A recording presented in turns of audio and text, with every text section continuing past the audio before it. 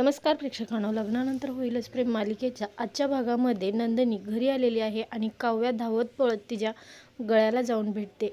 त्यानंतर इथे नंदिनी माननीच्या गळ्याला पडते आणि सगळ्यांना भेटून तिलाही खूप आनंद होतो। माननी नंदिनीला म्हणते, मला नक्की खात्री होती की तू घरी येशील, तू सगळं काही विसरशील आणि पुढे वाटचाल करतील। आई थांबा, नको ती स्वप्न पाहू नका, मी कायमस्वरूपी इथे नाही आले, देशमुखांची थोरली सून म्हणून संक्रांतीच्या शुभेच्छा द्यायला आलेली आहे। पार्थ सुद्धा खूप बारीक चेहरा करून नंदिनीला विचारतो, तुम्ही कशा आहात नंदिनी?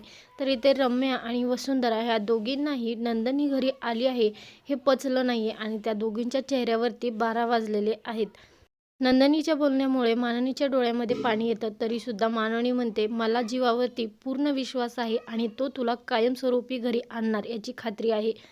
पार्थ नंदिनीला जीवा बरा आहे का असं विचारतो। त्यानंतर हो, जीवा बरे आहेत असं सांगितल्यावरती रम्या लगेच नंदिनीच्या पाठीमागे लागते आणि तिला आडेतेडे प्रश्न विचारत असते। त्यामुळे बरा आहे ग जीवा नंदिनी, सांग तर जरा, तो रिक्षामध्ये झोपतो, बाहेरच खातो, वॉचमॅनचा डब्बा खातो, तरी सुद्धा तो बराच आहे का, असंच म्हणायचंय का तुला?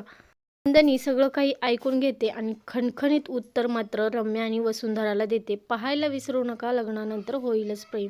थँक्यू।